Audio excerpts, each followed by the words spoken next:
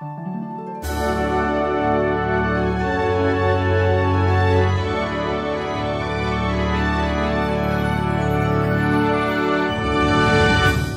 den, milovníci filmu. Já vás opět vítám na vlně Junior Festu, podcastu, který se věnuje Mezinárodnímu filmovému festivalu pro děti a mladé publikum. Je to tady. V pátek 8. listopadu se otevřou pomyslné brány 17. ročníku Junior Festu, a to ve všech 6 městech Plzeňského kraje, Dobřanech, Domažlicích, Horšovském Týně, Klatovech, Plzni a Přešticích. Proto je mým dnešním hostem žena, která je s Junior Festem spjata už od úplného počátku, a její ředitelka festivalu Judita Soukupová. Dobrý den, Judito. Dobré dopoledne, odpoledne, cokoliv všem posluchačům a snad i budoucím návštěvníkům Junior Festu. Judit, vidím, že už je na tobě docela znát únava, co? Je to hodně náročné plánovat takový velký festival. No, je to hodně náročné, je to celoroční záležitost a samozřejmě poslední měsíc obrovská kulminace, takže je to boj s časem a snaha o přežití a zachování si zdraví a všeho, co jde. A tak to držím palce, ať to všichni dáte. Ale v pátek už to všechno vypukne a pojďme tady říct našim posluchačům, na co se mohou těšit a co by si určitě neměli nechat ujít.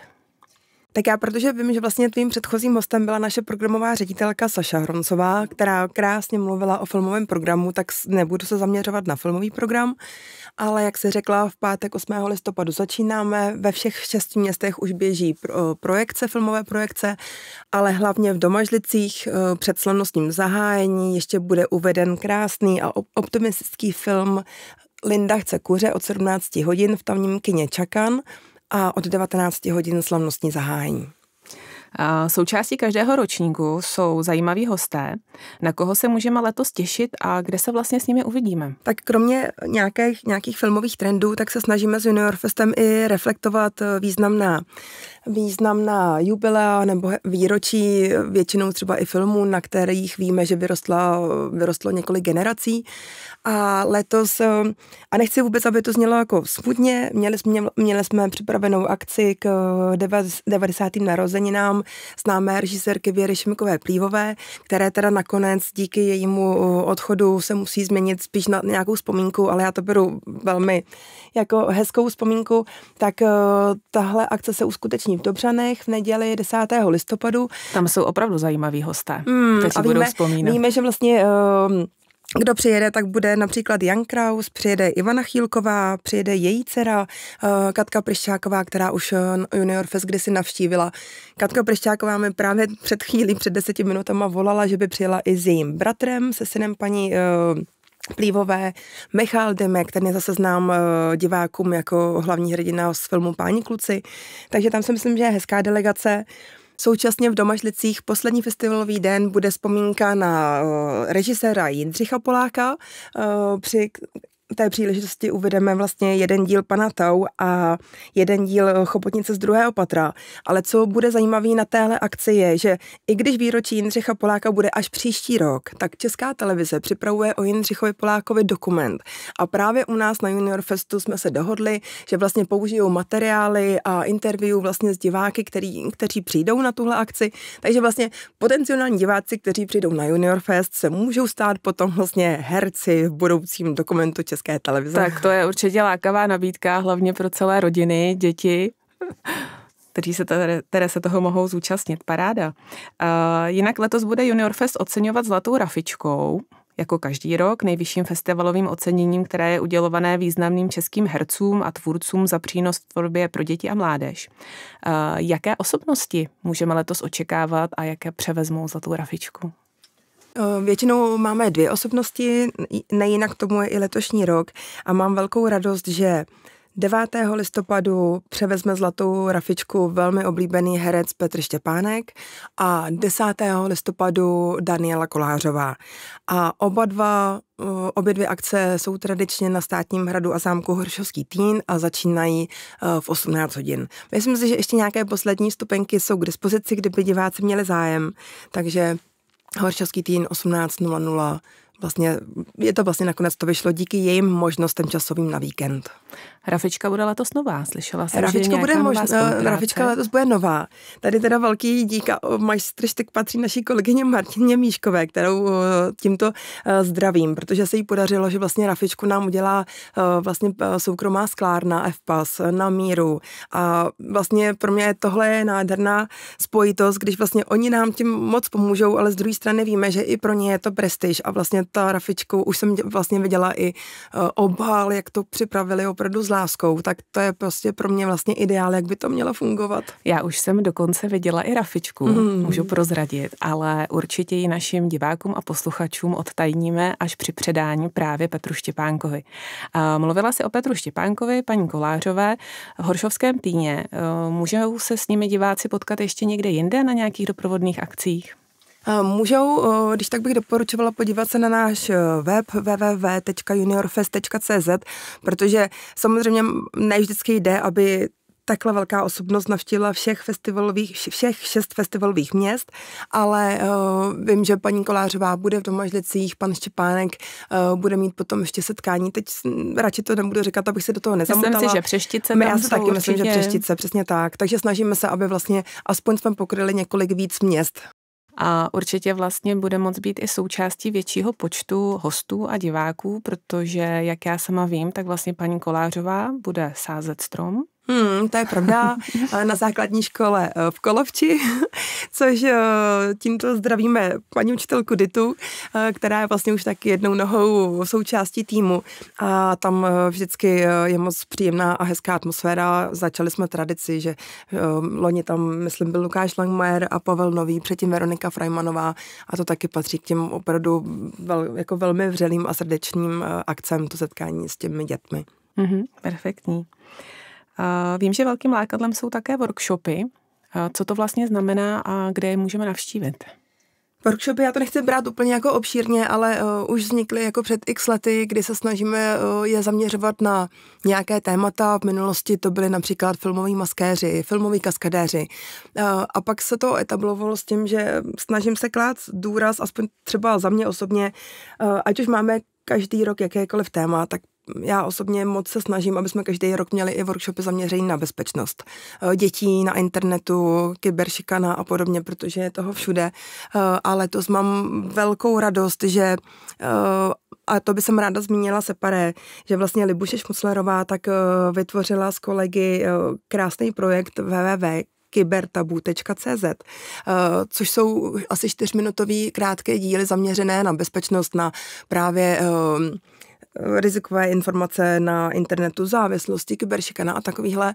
A my jsme se domluvili s několika školami, že vlastně paní Šmuclerová přijede vlastně diskutovat s dětmi. Takže to je ta bezpečnostní složka, ale současně máme animované workshopy pro děti, máme ve spolupráci třeba s Animánií, máme workshopy které jsou letos zaměřeny a to vlastně taky děkuji Animánii, protože reflektujeme v rámci Junior Festu 40. krásné výročí nekonečného příběhu, takže i takovéhle workshopy připravujeme. Vím, že tam máme další workshopy na téma třeba Evropské unii, což možná nemusí úplně hned souviset s Junior Festem jako takovým, ale měli jsme ten workshop v rámci dětských táborů a setkal se s obrovským úspěchem, proto vlastně na žádost některých škol, tak jsme ho přijali do programu vlastně letošního Junior Festu. Tak asi vlastně takhle. Vím, že ještě tam máme několik dalších workshopů na výběr, ale nechci se tady zaseknout jenom na nich. Dostáváme se k doprovodnému programu celkově. Je to vlastně nedílná, návštěvníky velice žádaná součást Junior Festu. Zkus posluchačům doporučit, co by si vlastně neměly děti a vlastně celé rodiny nechat ujít. Co je takové největší lákadlo? Tak já věřím, že největší lákadlo bude celý festival a hlavně opravdu jako pečlivě vybrané a s láskou filmy, které, a pořád to vlastně říkáme, nejsou to, Junior Fest není jenom o pohádkách, je to o filmech pro celou rodinu, o všech možných žánrech a hlavně většinou jsou to filmy, které potom už vlastně, pokud je diváci nestihnou na festivalech, tak už vlastně potom plno z nich nemá šanci vidět nikde jinde. A ohledně doprovodního programu určitě by jsem zmínila, nevím, jestli je potřeba zmínit, protože už je to naštěstí tradiční a velmi oblíbená akce, ale i tak Plzeň, Depo 2015, neděle 10. listopadu, den s Českou televizí. Den pro děti bych řekla třeba od 3 do 12 let s rodičema, pokud budete chtít vyrazit s dětma, Depo je ideální šance. Takže pohádkové postavy, večerníčky. Pohádkové postavy z večerníčku, kreativní tvoření a další soutěže a zábavy. Můžete to vzít procházkou podél Radbůzy třeba.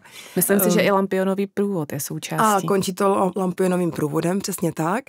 A jednu věc, ze který mám osobně velkou radost a ráda bych ji zdůraznila, je, už jsem zmínila, že vlastně letos reflektujeme i mnou oblíbený Nekonečný příběh, který slaví 40 let.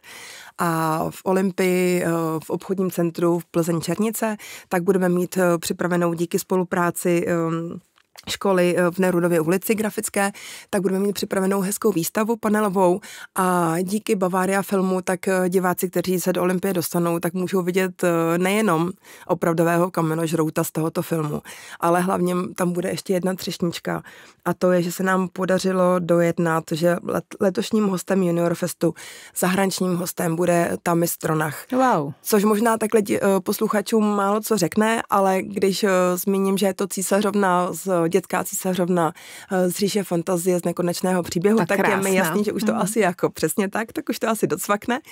A to možná ještě bych chtěla zdůraznit, že aby to nemátlo, Tammy nebude osobně přítomná na projekci Nekonečného příběhu, ale bude osobně přítomná na filmu, který budeme promítat v Cinestaru v úterý 12. listopadu. Jmenuje se to Muž a čarodějnice, The Man and the Witch a je to pohádková komedie, trošku fantazie, je to pro celou rodinu, ne teda dabovaná z titulky, takže to není zase prostě pro úplně ty nejmenší děti, ale takhle vlastně vznikla dohoda s Tammy, že je to film, který ona produkovala, kdy i hraje a domluvili jsme se vlastně na spolupráci, že ona ten svůj film tady bude promovat a uvede. Takže kdo má rád Nekonečný příběh, Císařovna z Nekonečného příběhu v úterý 12. listopadu a současně po celou dobu festivalu v Olympii, výstava a hlavně i opravdový kamenožrout. Já se ještě vrátím k Tammy, můžeme se těšit i třeba na autogramiádu, případně na nějaké focení? Určitě je to součástí domluvy, bude vlastně úvod moderátorem Štěpánem Tučkem, pak proběhne nějaké povídání krátké s Tammy, projekce filmu a následná autogramiáda určitě bude čekat na diváky a zájemce. A je to potřeba, protože a máme to každý rok, že potom, když se objeví opravdu nějaká velmi významná jména, tak to vidím, jak nás kontaktují sběratelé autogramů a mnohdy ze Slovenska, mnohdy jako z Německa, takže nejinak je to i v případě Tammy. Takže tady mají možnost.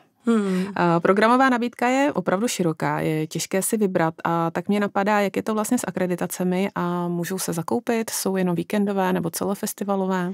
Máme akreditace, máme víkendové i celofestivalové, možná, aby to nemátlo, platí jak na filmový, tak na doprovodný program. A buď si o ně diváci můžou zažádat na rezervace@juniorfest.cz nebo si je mohou zakoupit v akreditačním centrum, které je v Domažlicích, ale pokud je někdo opravdu jako z dálky, tak doporučuji, když nám napíšou diváci na rezervace@juniorfest.cz o jakou akreditaci by měli zájem. Určitě to rádi odbavíme, vyřídíme a držíme nízké ceny. Teď se chci zeptat, protože jak o tom mluvíš, tak by mě určitě zajímalo, za kolik takovou akreditaci na celý festival zakoupím. Víkendová akreditace je, myslím, 120 korun a celofestivalová asi 250. Vím, že občas se někdo podiví, jak je to nízký. Vlastně možná i tohle je vlastně čas zmínit, že kromě některých výjimek, jako je vlastně Tammy Stronach a setkání s ní, tak, anebo předání zlatých hrabiček, tak vlastně v 90% máme vlastně vstupné 60 korun na filmové projekce. Takže přijatelné i pro celé rodiny. Generačně. Myslím si, že vzhledem k dnešním cenám, ano, určitě. To určitě. Mluvíš o celém programu s velkým zápalem. Vypadá to, že se asi budeš pohybovat po všech 6 městech, ale kdyby se přímo s tebou chtěl někdo setkat, udělat rozhovor nebo něco podobného, tak kde tě zastihnu? No, to bych taky ráda věděla. Je pravda, že teď vlastně, jak už všechna ta snaha a ta organizace musí zacvaknout do toho jednoho malého soukolí, tak já si vlastně tak 2 dny před festivalem potom dělám svůj soukromý itinerář, vypíšu si města, kde vlastně je potřeba z nějakých důvodů, ať už diplomatických, organizačních být, a snažím se udělat takový svůj scénář, co všechno vlastně stihnu, ale snažím se samozřejmě pokrýt všech 6 měst, setkat se s jejich zástupci nebo s delegacemi, s herci, ale určitě samozřejmě na slavnostním zahájení v Domažlicích budu, předtím určitě pozdravím i v diváky na akci v Horšovském Týně a potom se budu snažit vykrýt všechna města. Perfektní. Celý filmový festival je hodně finančně náročný, je to vidět. 6 měst, není to určitě málo. Mohou naši posluchači tuhle překrásnou akci nějak podpořit, kromě toho, že si zakoupí vstupenku či akreditaci? My jsme vlastně letos vyzkoušeli akci, a to i díky tvojí podpoře, podpořit Junior Fest na platformě Donio, a vlastně pořád je ta možnost na Donio Junior Fest podpořit, můžou vlastně přispět jakoukoliv částkou, oproti tomu můžou získat nějaké hezké dárečky, vstupenky, akreditace. Pokud se chcete zapojit do projektu Donio, tak si najděte na webových stránkách www.donio.cz náš projekt Na vlně Junior Festu a zde si můžete vybrat, jestli chcete přispět pouze z lásky k filmu nějakou částkou, anebo nějaký dáreček, který byste si za svůj příspěvek chtěli zasloužit nebo obdržet. Moc vám děkujeme. Na závěr našeho rozhovoru bych tě, Juditko, ráda poprosila o nějaké shrnutí, takovou fakt bomba pozvánku, proč by vlastně děti, rodiče, babičky a dědečkové měli navštívit náš festival. Zkusíš? Zkusím, nevím, jestli to bude bomba a nechci se opakovat, ale myslím si, že už jsme to tady i zmínili. Pořád to beru tak, že Junior Fest vlastně může zpříjemnit podzimní sichrové dny, přijít do kina na filmy, které nikde jinde většinou neuvidíte, za velmi, velmi příznivé ceny. Součástí filmů někde máme zajímavé delegace, povídání, doprovodný program, mnoho zajímavých hostů, setkání s osobnostmi, možnost autogramiády a podobně. Takže pokud budeme moct zpříjemnit vlastně tento listopadový týden všem generacím, moc nás to potěší. Já ti moc děkuju, že jsi se v tvém nabitém programu našla čas na nás, na naše posluchače. Přeju ti hodně sil, nejen tobě, ale celému týmu Junior Festu, aby ty poslední dny před tím začátkem jste to všechno zvládli. A potom, až si sednete do té první řady v tom kinosále a budeme všichni vnímat tu nádhernou atmosféru, tak ať se i ty cítíš co nejlépe. Děkuju. Já taky děkuju za pozvání a děkuju za přání hodně sil, nejenom mě, ale i všem lidem z týmu, které moc zdravím. A mě na závěr nezbývá nic jiného, než popřát Junior Festu, aby se 17. ročník opravdu povedl. Aby všichni návštěvníci ze sálu i z doprovodných akcí odcházeli spokojení. Aby sály byly nabité, aby tam nebylo ani jedno jediné volné místečko, protože o to my se vlastně všichni snažíme, aby ty informace se k vám dostaly včas a dorazily jste tam, kam chcete a tam, kam máte. A proto veškeré informace najdete pohromadě na webových stránkách festivalu www.juniorfest.cz. Tam vlastně v sekcích program najdete jak filmy, tak v doprovodných programech najdete zase naopak programy všech měst. A pro aktuální informace sledujte naše sociální sítě, jak Facebook, tak Instagram, MFF Junior Fest. Přeji vám krásný podzimní den a od pátku se na vás, na všechny moc těším v sálech. Naschledanou!